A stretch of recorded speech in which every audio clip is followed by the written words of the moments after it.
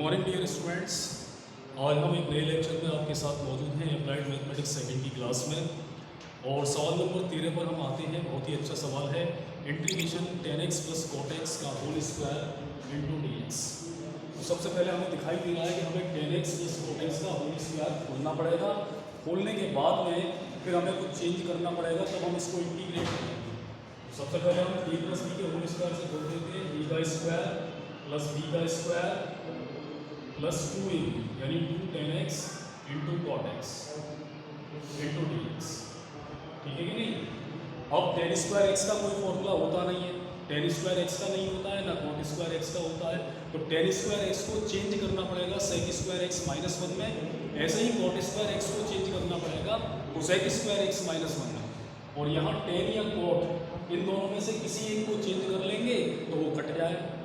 तो ये हो जाएगा हमारा integration sec square x minus one plus ऐसे ये हो जाएगा cosec square x minus one. और यहाँ से 2 tan x into cot x में से किसी एक को मैं चेंज कर देता हूँ। तो ये हो जाएगा 2 into one upon cot x into cot x d x.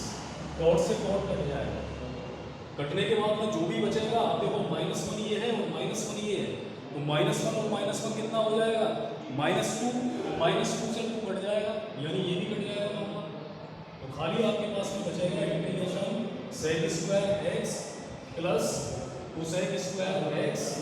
और यहाँ से कुछ नहीं बचेगा इंटू डी एक्स। समझ में आया नहीं आया? यहाँ इस बात को समझेंगे कि 2 into one upon cot x है इंटू कॉट एक्स है। तो यहाँ पर ये समझिए आप कि कॉट एक्स से कॉट एक्स कट जाएगा और यहाँ 2 बचेगा।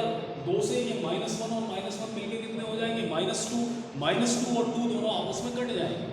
तो कुल मिला के क्या बचेगा? Sec square x plus cosec square x into d x. अब 2 फंक्शन है, दोनों के बीच में साइन कैसा दिया हुआ है? साइन दिया हुआ है प्लस का, और जब प्लस का साइन है तो दोनों को अलग अलग कर देंगे। ये हो जाएगा integration sec square x d x plus integration cosec square x d x. अब आप जानते हैं सेक स्क्वायर एक्स का फॉर्मूला मैंने आपको बताया था कि सेक स्क्वायर एक्स का फॉर्मूला क्या होता है। सेक स्क्वायर एक्स का क्या होता है भाई? सेक स्क्वायर एक्स डिफरेंशिएशन किसका होता था? tan x का। और सेक स्क्वायर एक्स का फॉर्मूला क्या होता है? tan x। ऐसे ही कोसेक स्क्वायर एक्स का फॉर्मूला क्या होगा? Minus cot x. तो ये हो जाएगा आपका tan x minus cot x plus c. और यही है आपका आंसर। तो बड़ा ही अच्छा सवाल है। अब ये सवाल आपको सॉल्व करके नहीं दिखाना पड़ेगा। सवाल आपको सॉल्व करके नहीं दिखाना है, केवल आपको क्या करना है, वहां ऑब्जेक्टिव के रूप में आएगा integration tan x plus cot x का मान है। 4 ऑप्शन दे रखे होंगे, एक ऑप्शन ये मौजूद होगा, आप तुरंत टिक कर देंगे। मैंने इसी तरीके की पीडीएफ आपको भेजे हैं कि ऑब्जेक्टिव टाइप क्वेश्चंस किस तरीके से निकल के आएंगे, उन्हें आपको करना। ठीक है कि नहीं? तो इस सवाल को अच्छे से तैयार कर लें। नेक्स्ट सवाल लेते हैं हम।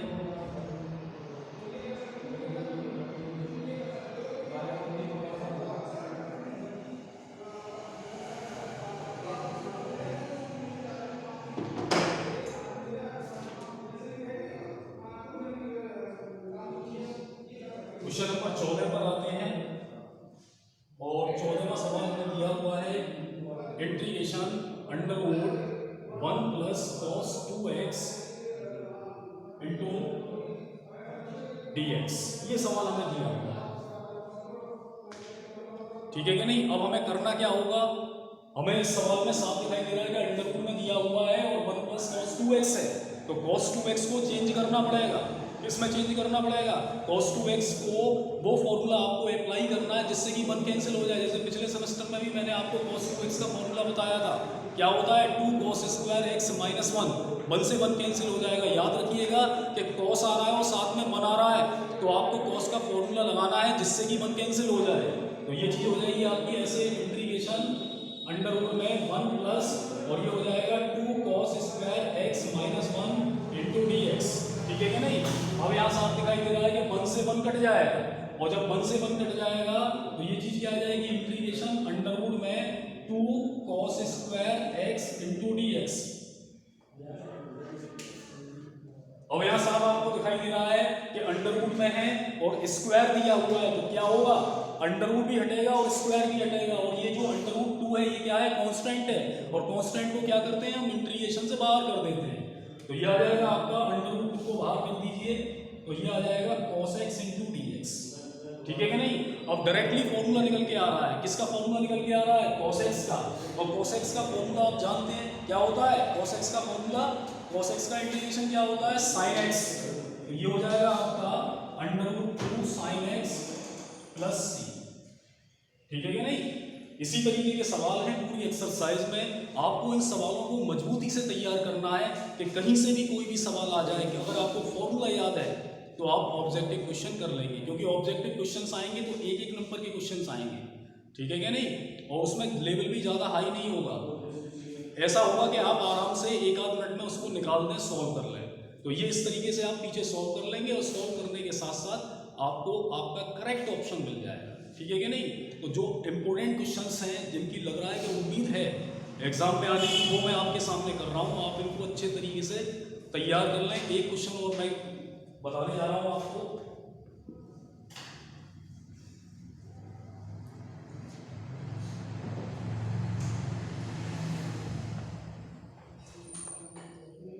सवाल नंबर 17 सवाल पे आते हैं, और 17 हमें दे रखा है integration 1 minus cos x upon 1 plus cos x। इस एक्सरसाइज में कई तरीके के सवाल हैं, ऐसा नहीं है कि सबका एक ही फॉर्मूला हो, एक ही मेथड हो, कुछ फर्स्ट अपॉन सेकंड के रूप में दिए गए होंगे, और मैंने बताया है कि फर्स्ट अपॉन सेकंड के रूप में अगर कोई सवाल आपको दिया गया है तो आपको फर्स्ट अपॉन सेकंड को चेंज करना है, उसे सिंगल बनाना है, क्योंकि कोई रूल होता नहीं है, there is no rule of division in integration. Division का कोई रूल नहीं है इंटीग्रेशन में, केवल प्लस का है, माइनस का है और मल्टीप्लाई का है, डिवीजन का नहीं है, इसलिए हमें इसे चेंज करना पड़ेगा। अब ये सवाल दो तरीके से हो सकता है, यदि मैं नीचे वाले का साइन बदलकर ऊपर नीचे मल्टीप्लाई कर दूं, ठीक है कि नहीं।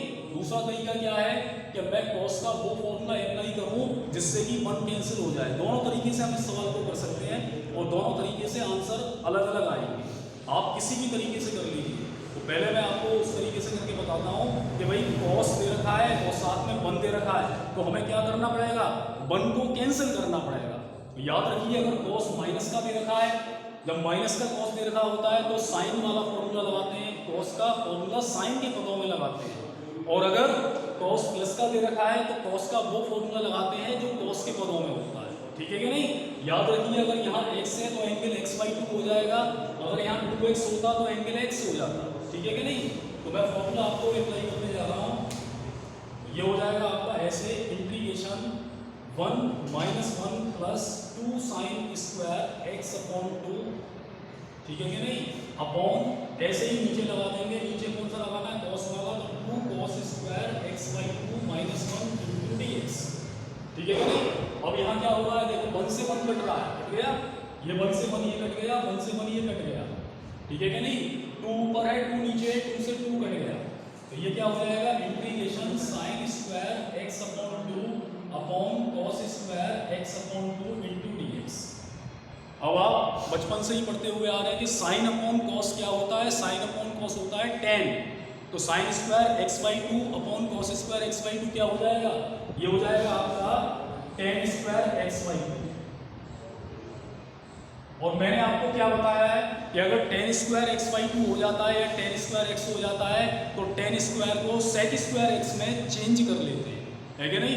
ये दिमाग आपका तभी काम करने लगेगा जब आप बार बार फॉर्मूलों को अप्लाई करेंगे, सवालों को निकालेंगे। मेहनत करने का समय है, समय हमारे पास में बहुत कम है, आपको मेहनत करनी पड़ेगी क्योंकि अगले महीने आपके एग्जाम है, ठीक है कि नहीं। तो tan स्क्वायर x/2 का मैं क्या करूँगा, मैं कर दूंगा इसको sec square x/2 minus 1 into dx।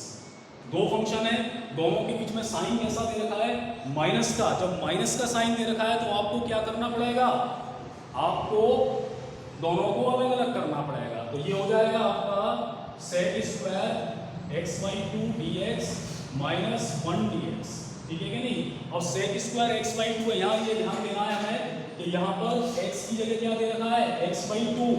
तो याद रखिएगा, जब x की जगह x/2 दे रखा है तो अपने दिमाग में इसको x मान लेंगे और x का जो कोएफिशिएंट है उसका डिवाइड कर देंगे, तो sec स्क्वायर x/2 का हो जाएगा आपका tan x/2 अपॉन 1/2। जैसे डिफरेंशिएशन में मल्टीप्लाई हो जाता था, इंटीग्रेशन में डिवाइड हो जाएगा। ध्यान रखिएगा, x की जगह x ना होकर कुछ और दे रखा हो, 2x दे रखा हो, 3x दे रखा हो, या x/2 दे रखा हो, x/4 दे रखा हो, आपको उसको अपने दिमाग में मान के इंटीग्रेट करना है और x में जिसका मल्टीप्लाई हो रहा है उसी का आपको डिवाइड करना है। और 1 का आप जानते हैं x + c, तो ये आ जाएगा आपका 2 tan x/2 minus x plus c। तो ये सवाल मैंने आपके सामने रखे। इसके जैसे और भी सवाल हैं जो आप एक्सरसाइज में कर सकते हैं। मैं सॉल्यूशन भी आपको PDF में सेंड कर दूंगा। आज के लिए इतना ही। Thank you so much.